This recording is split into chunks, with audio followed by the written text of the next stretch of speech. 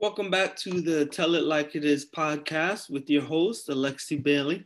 And I'm fortunate to continue to have my dad with us. Thank you, Dad, for staying on with us. Oh, you're welcome.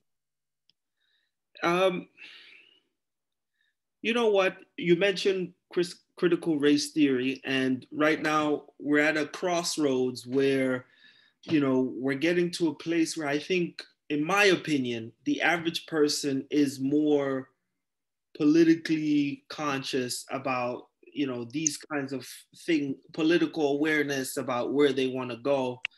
And when the critical race theory came up, it came up in the context of being taught within public schools. So Hmm.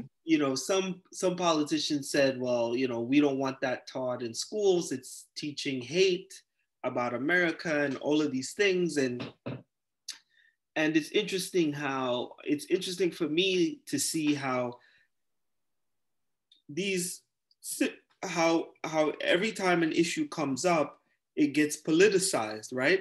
You have conservatives and you have Republicans and Democrats and liberals, and it's interesting how each group puts their spin on something, and it gets turned in a way that now we're no longer talking about the reality of what's happening. It just kind of turns into, I always call it like a soap opera, this reality show, and they're saying this, and no one's really talking about serious ways of moving forward.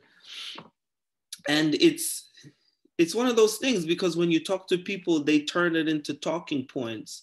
And I feel that most people who are well informed, they're well informed about the talking points, and it more turns into um, people repeating the talking points from their group, and there's no real conversation, no real listening, no real moving forward. And I don't even think they know what the goal is anymore, what we're working towards, what we're trying to do. So someone who says they're conservative Republican, or they're against critical race theory because it teaches people to hate America, and it turns people into terrorists and these kinds of things.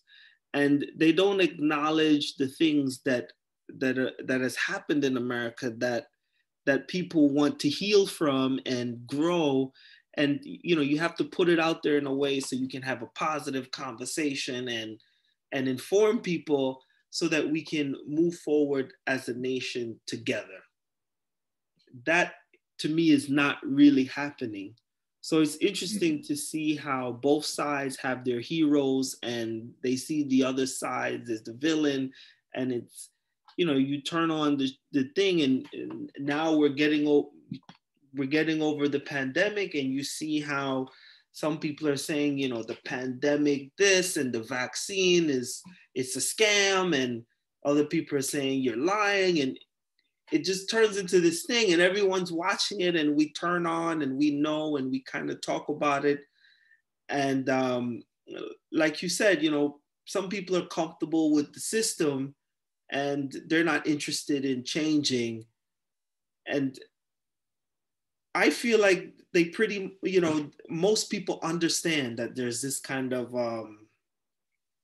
game being played. And I think the Uh, average person, they feel that it's a game being played, but they don't know what to do. They don't really have a horse in the race. You know, so it. I bought I wear glasses and I wear transition glasses. I bought a pair. I've normally used gray transitions, and about a year ago I bought a transition that is brown. Changes from clear to brown. And when I went out into the sun with a fan and put the glasses on, I, re- I, I looked down and I realized that the color wasn't true. Whereas a gray transition and you look through it, it may look a little darker, but it doesn't change the color. around transition, what you see is a different color. And I think life is like that. We go through life wearing, it's the same pants, but it's a different color. Same thing. Like I think we all go through life with different filters on. So we may be seeing the same thing, but what our brain interprets it to be is totally different. So a person maybe in a different situation is seeing the same thing that you are seeing, but their brain is telling them that they're seeing something different, and as such, they respond to it in a different way. So you use the word reality, and reality is basically your perception of life, right? What you see it and what you or your brain interprets it. So the person's seeing a situation or a thing, sees it one particular way, you look at it and you see it a different way. But it's the same thing we're looking at, right? So nothing has changed apart from the fact that your brain is basically interpreting different. So I see it basically the same way. I see life just the same way. Persons born out of their experience and their environment see things one way. One who comes from a different situation, a different environment, sees it different.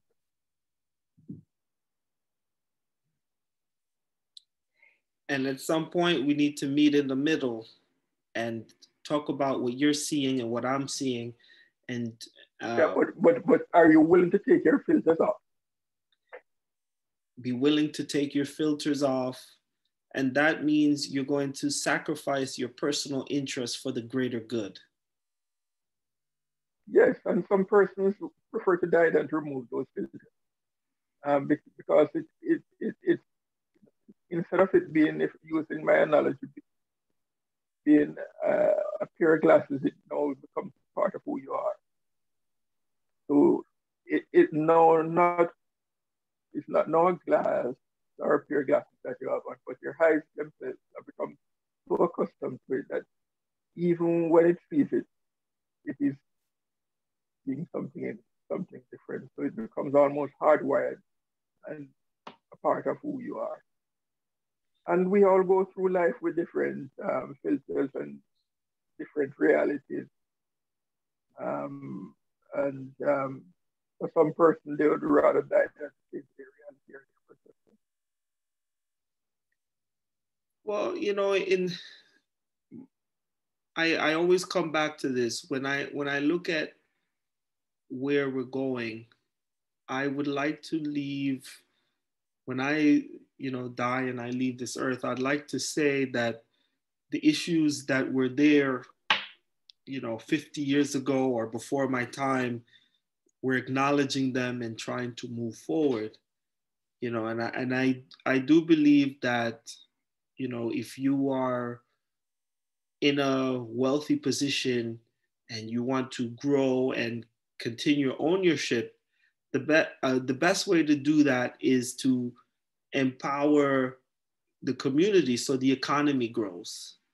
As the infrastructure and economy grows, then your wealth will increase exponentially.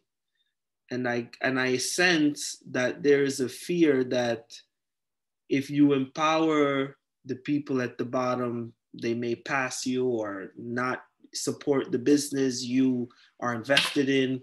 So there's kind of a stranglehold on infrastructure growth and supporting those kinds of things. So I find that the people with the most are slow to invest in infrastructure to grow the people at the bottom. Although science, economists, and history says that's the way to grow a society. Infrastructure growth is not going to be, it won't take place with individuals. It has to be the state because most cases, infrastructure growth is not doesn't provide wealth or significant revenue in a fairly short time period. And most persons with significant amount of wealth is looking at what they can achieve in their lifetime. Mm. If you look at, for example, bridges, roads, water, sewer, light, and all of those kind of stuff, these are long-term investments and are generational or multi-generational in terms of their lifetime. So the state or the tax initiatives or some other type of benefit has to be in place that would allow people to put their money or want to work with the government in facilitating these. And because they are long term, unless the state is central control or a socialist state that the government take funds and do stuff, or the state is doing relatively well where the amount of tax coming in is great, then these are going to be slow. And you see what is taking place now in terms of the present administration trying to get funds to do infrastructural development. And even though the persons are saying it's a good thing, but there are still challenges in terms of getting budgetary approval. I think that's a good point, and that makes a lot of sense. If I'm looking for if I want short-term growth, I don't want to do long-term investments. And if I have support within, so one of the big problems is that politicians are they work for the people, right? And it for the most part they work for the people with the biggest interests, and the people with the biggest interests want to have the fastest returns. They're not interested in long-term infrastructure growth that's going to pay off multi-generationally. They need something quicker. I think exactly. I think of the main one of the things that I'm concerned about is that people aren't helping themselves enough. We know we have to work together. We know we need to unite to the point so we can have a strong base, so we can get whatever it is we want, whether it's from the government or working on our own. And we're having trouble coming together. And I think that there are just so many factors. And some of the things that when I see some of like conservative groups, and when people of color say, well, I'm conservative and I'm liberal, they're not able to see that, well, first of all, you're black, so you should work together because that's where the common interest is. Instead, they're more allied with their political group than their racial group. Yes, you have a good point there, but I think persons are looking at self, then family, then community, and then, well, then maybe race.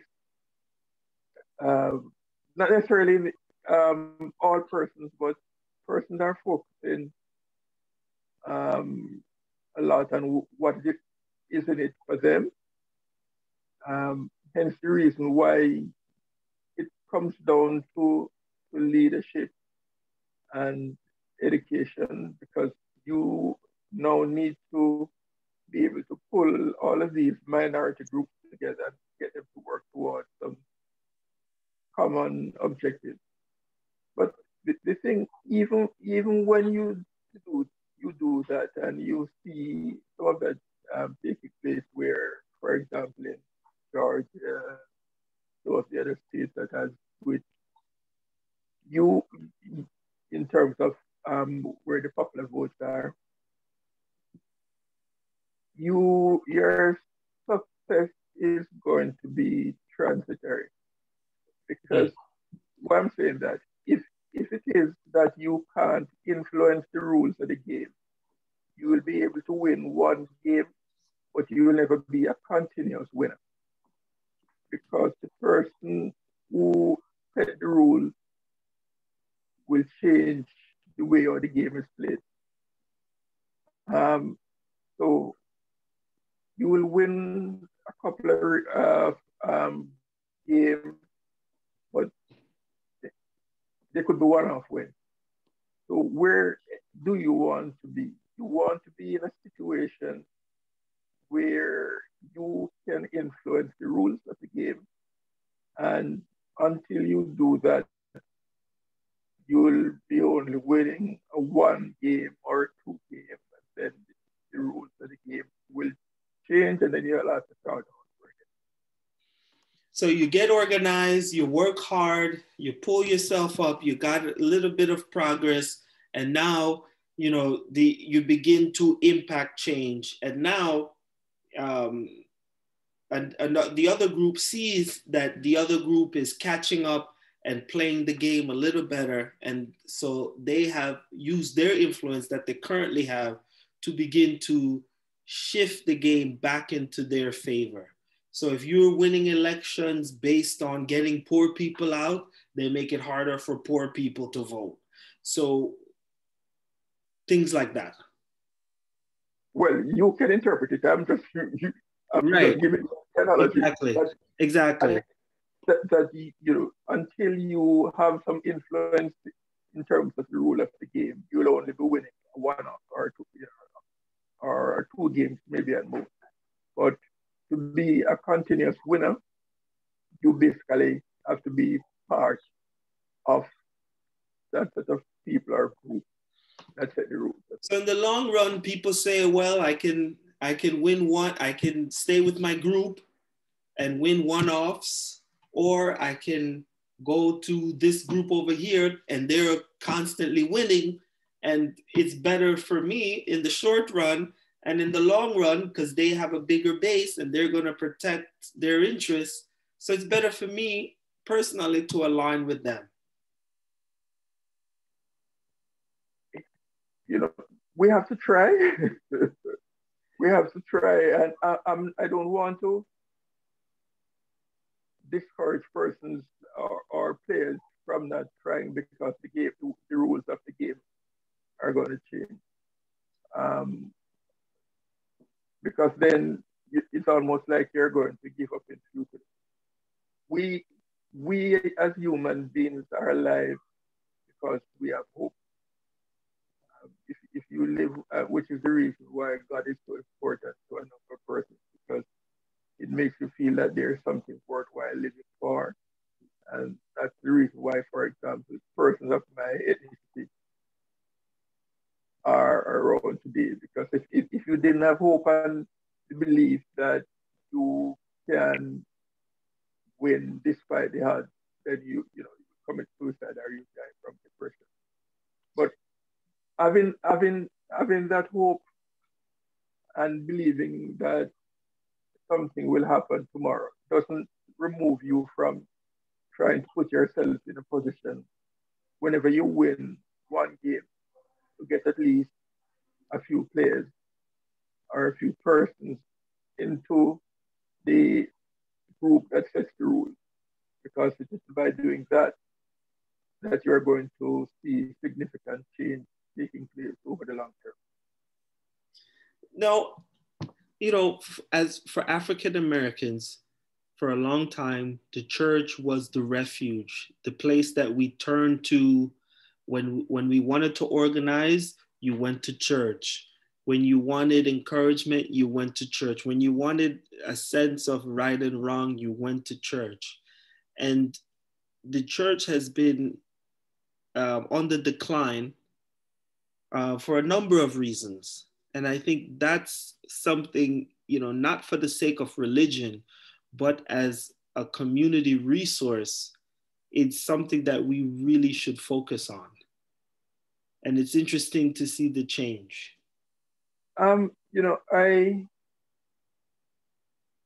I don't necessarily, the church is good and it serves a good purpose, but it can also be used in a negative way to basically repress or suppress feelings and people focusing on the afterlife as opposed to the present time.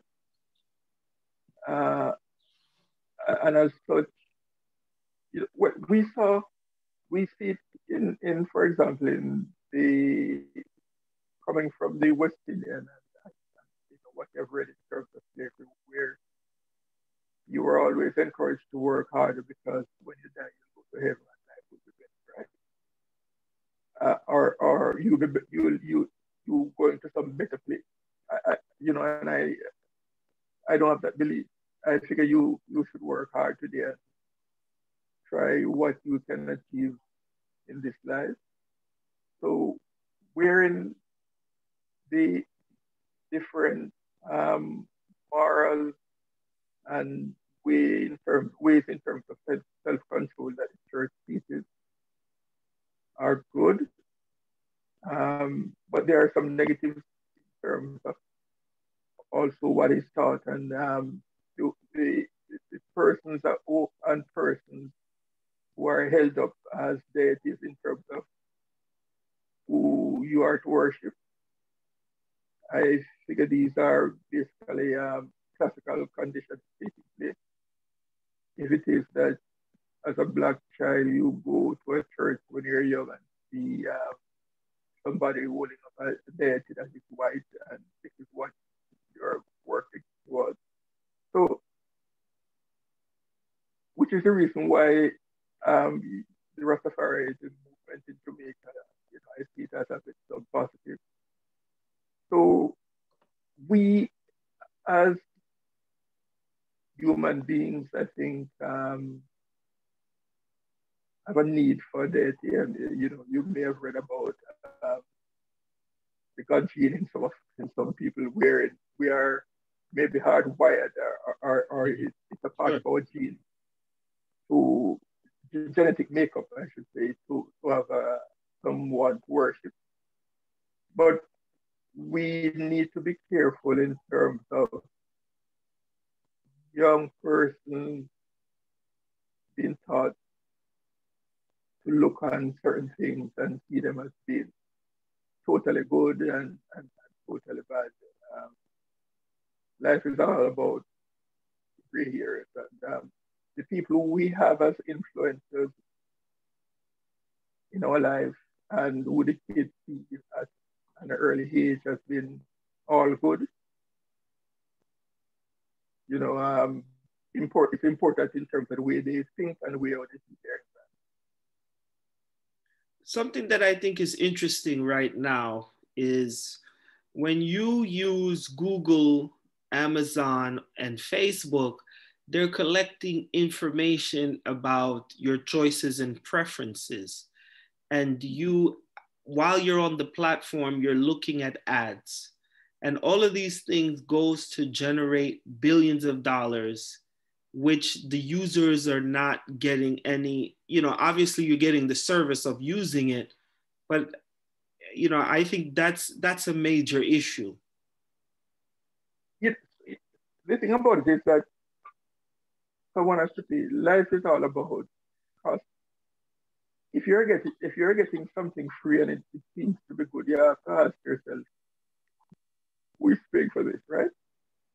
So because you do realize that going on Amazon and Google and search for something or buy something, it has some value to it.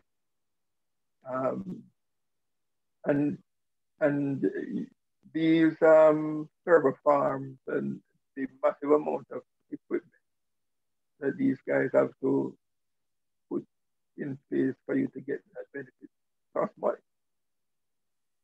So someone has to pay. And people, by mining your information and knowing the way you think, realize that this has a lot of value in terms of being able to push their goods and service. they pay for the service. They pay for the service because they know that they can get something in return from it, which is of value to them.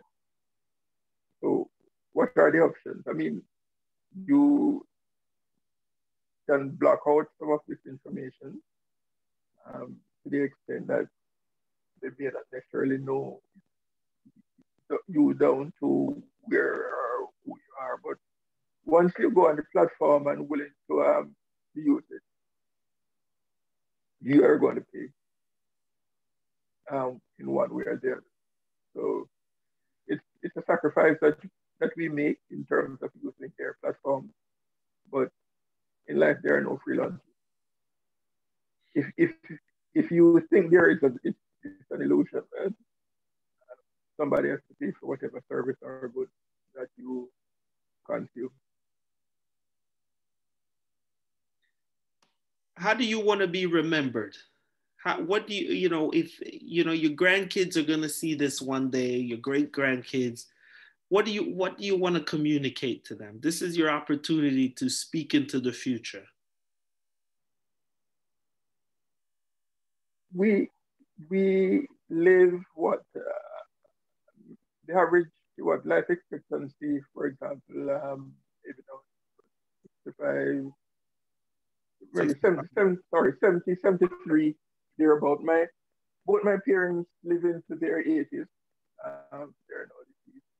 So I'm hoping that I'll better them. But I would like to see changes in terms of um,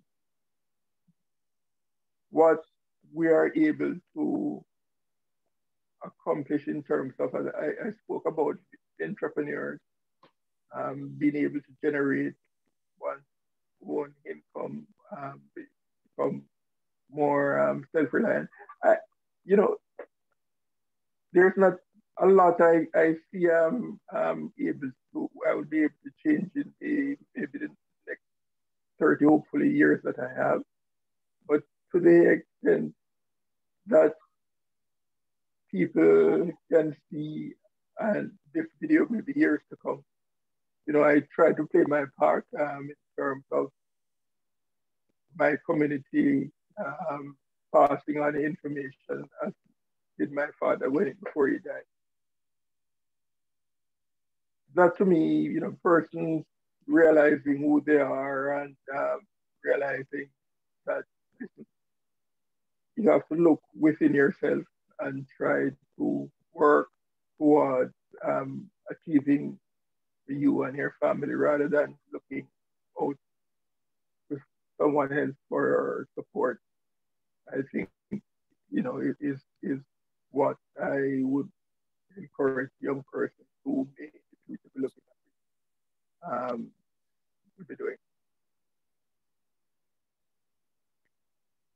Hard work, self-empowerment, and self-actualization.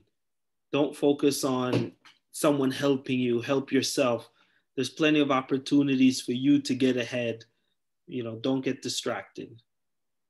Look for niches. That is where something different, not what the average guy is doing, but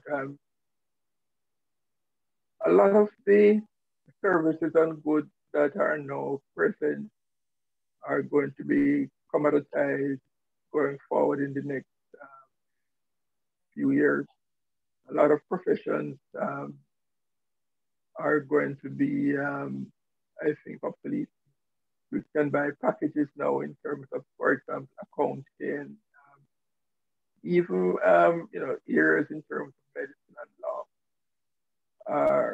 You have apps or computers that are doing a number of these things. I think the way for success and wealth are going to be moving more from these traditional areas into the arts and languages. So people who are artistic or who are able to do things maybe in the entertainment field, etc.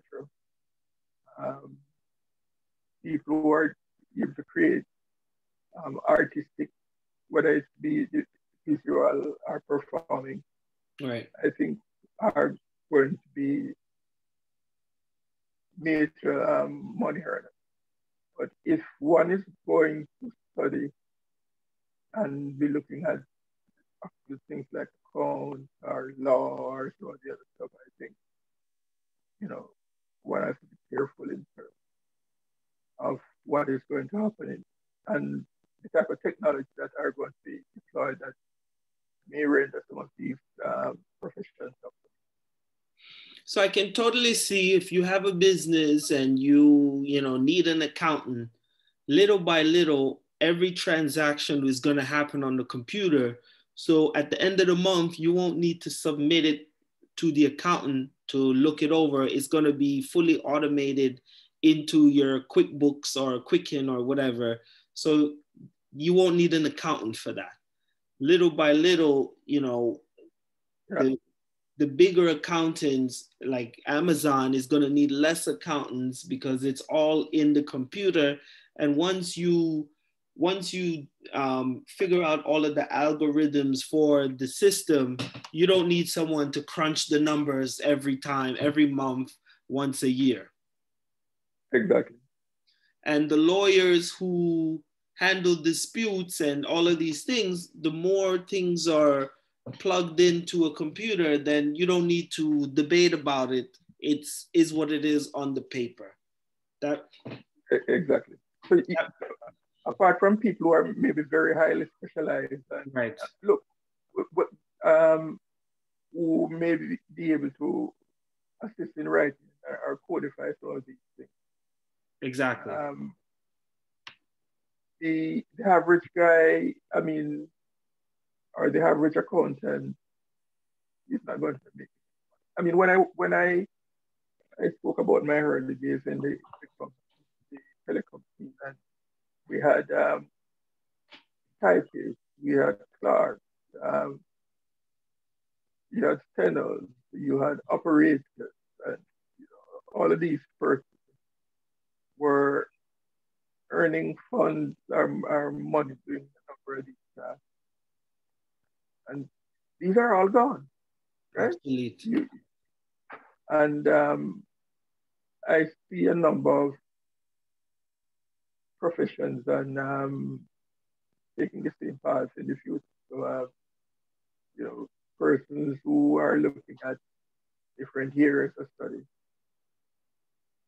need to be careful in terms of what they're looking at.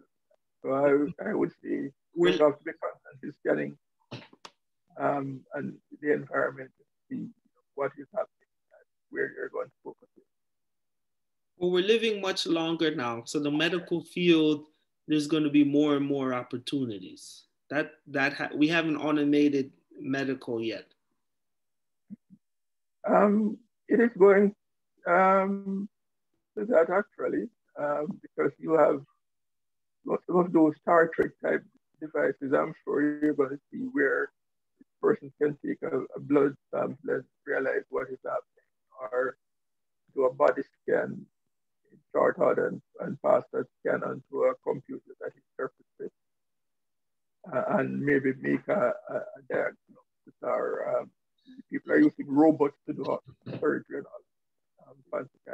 One of my things, and I don't know if this is a socialist idea or if I'm a humanitarian, but I think when you have, good people who want to be productive in society and their job is now obsolete, we don't need as many people to do the all of the work that needs to be done in a community.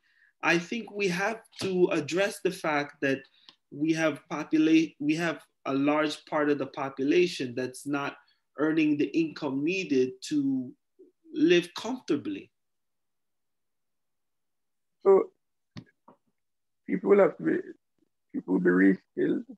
I mean, and you heard the government, for example, the current government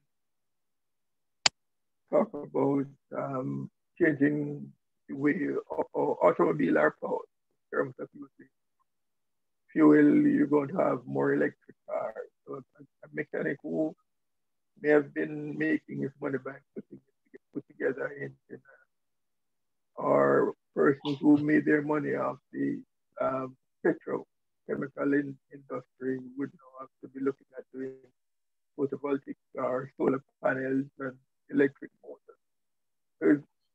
So yes, you will have skills, but when you look at um, oh, or what is happening and the fact that you need to retool or learn new skills and move with the time, one realizes that one can't just sit back in their current situation, but you have to go out and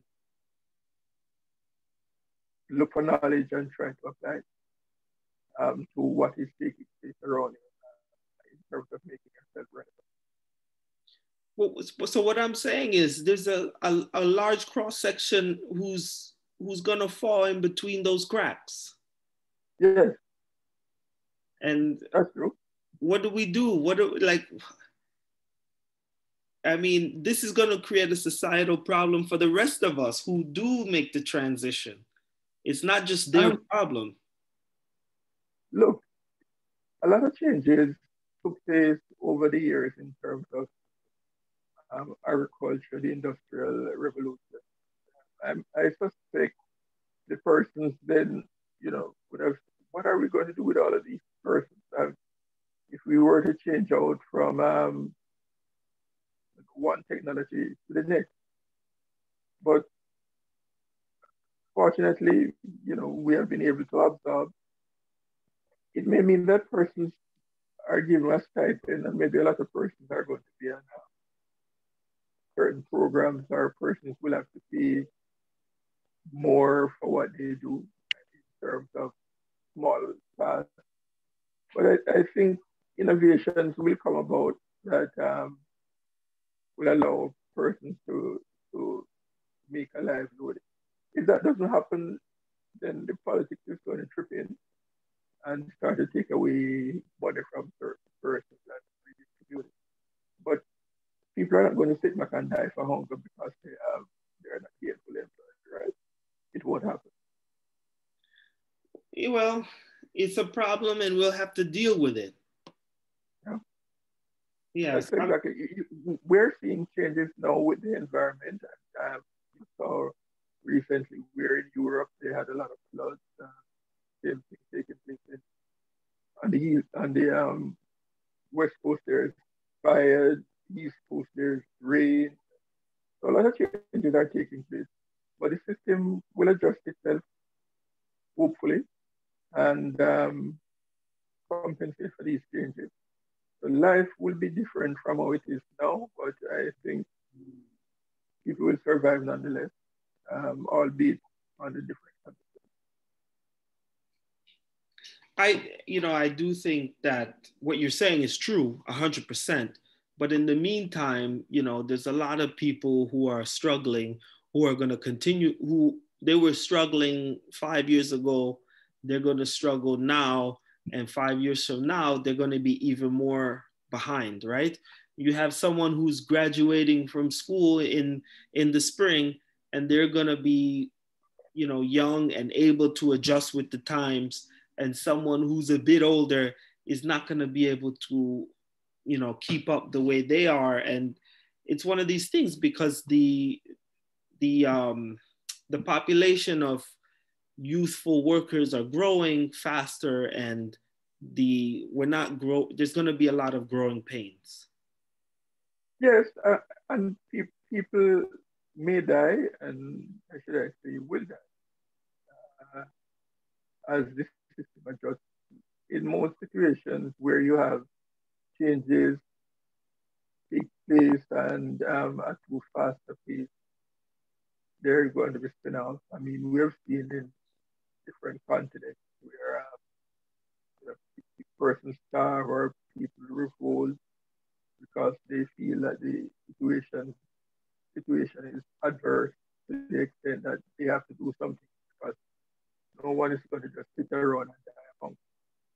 So the system will adjust itself, and people will, if needed, go back to things that their foreparents were in terms of what we now call subsistence farming or whatever. But we are dynamic, man, and we will adjust to the situation. Sometimes I think bringing in external factors only create more problems. Sometimes you have to allow it to adjust itself. Um, it may be hard, but that's what it is. Yeah, and I mean, on top of that, you have new immigrants showing up, 1 million every year. You know, like we're stirring this pot here. You know, it's Yeah, not. well, yeah, and the movement in people in large volumes that you're talking about, millions of persons, what is driving that? It is situations back where they are, right? So Right. unless you can correct the problem at source, then persons are going to move. I mean, as I said earlier, you're not going to stand by and see people who are dear to you. You're going to take the risk of scaling a wall or jumping into a river and swim across or take an unsafe boat to move from one place to the next. Then you'll do whatever it is that is necessary for your survival and your immediate family.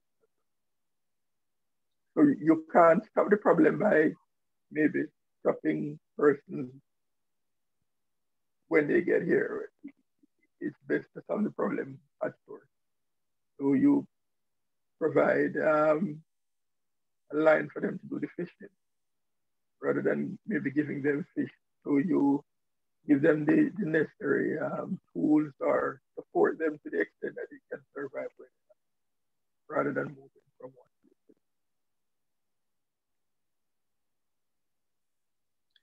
Place. Am I missing anything? Is there anything else that you think's relevant? No, I think we have covered. I wish I had a crystal ball where I could look into the future and tell you to do this or to do that. Um, some persons claim they know, but do we?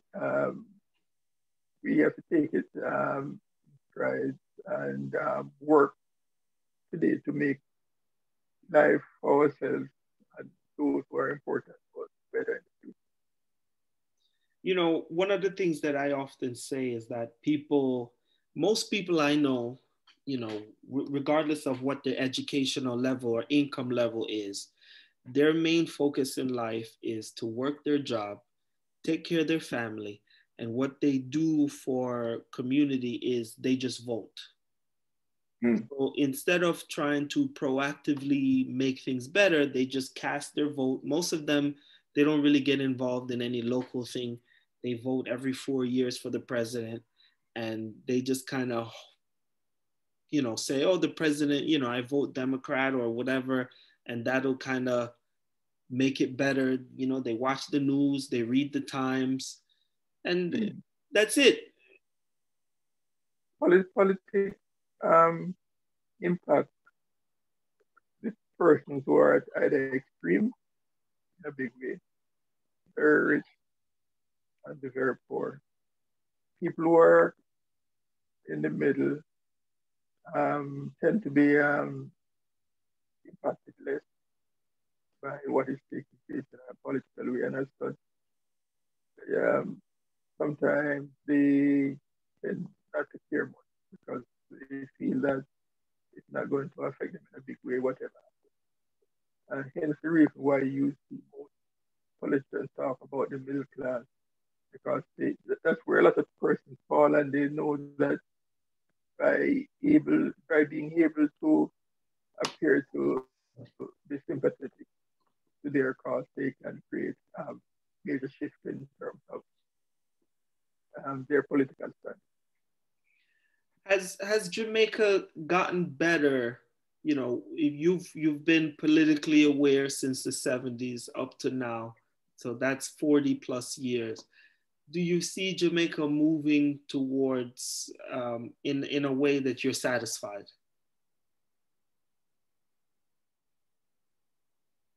There have been some improvements. I must admit some here in others, not so good. But overall, in terms of net improvement, I think it's positive. Um, you always believe that more could be done. A lot has been spent and is being spent now in terms of infrastructure development, in terms of the roads, the construction industry, from what I understand, is booming. So yes, there are some positives taking place, of which I'm proud. But there could always be more, and I'm hoping that that will take place. All right. So I know that one of the stumbling blocks, not Jamaica specifically, but just in general, third world countries, there's a certain level of corruption. And one of the positives about moving forward in a blockchain economy is that the more things get technological and those things, the less corruption you're going to have.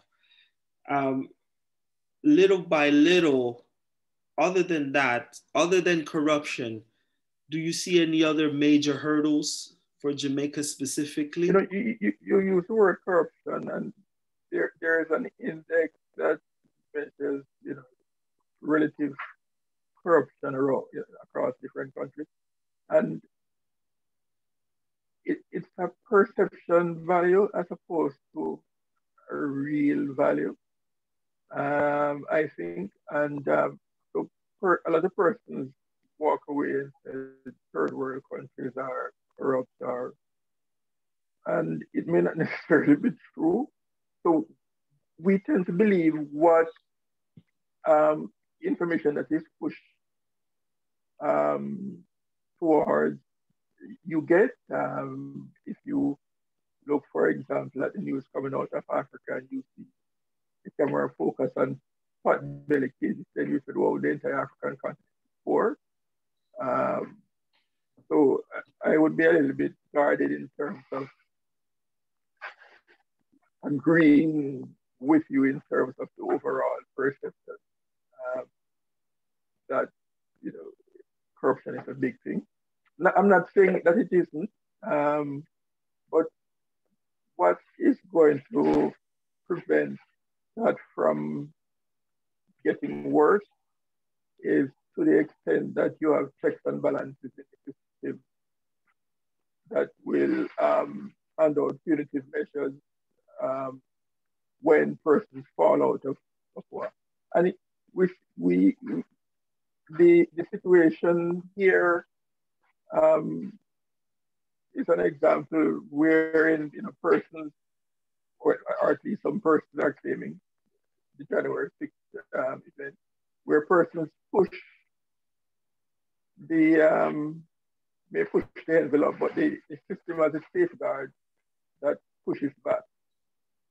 So corruption will be of less importance as you put systems in place to prevent it. And to the extent that you give freedom to the movement, to the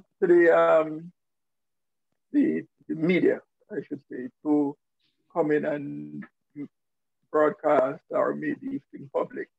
And the fact also that social media now is a big thing. So if something is happening in a small community, it doesn't take much for someone to grab their camera and photograph it and put it out there. So I think it will become less of an issue. Allowing persons, I don't believe it in a big way in terms of some social program, in terms of handing out free lunch in a continuous way.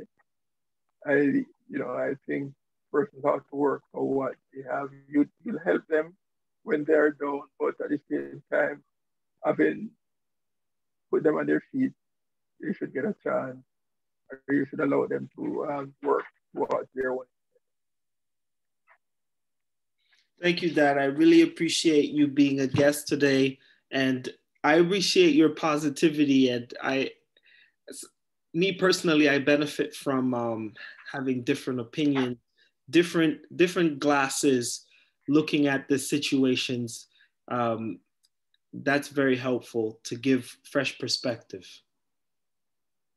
Thank you, and I'm glad that we did this discussion. At least we have a chance to see where each other, how each other sees life, and as I said before, how we interpret what it is that we're seeing, and being aware that sometimes what you're seeing or what you think you're seeing is not the full picture, or maybe not the same color, and other persons who are seeing the same thing as you, maybe looking at it through a different sense. And as such, you have to understand what it is that they're saying. Thank you so much, Dad, for being a guest today, and I appreciate your time. Bye. All right. Have a good night.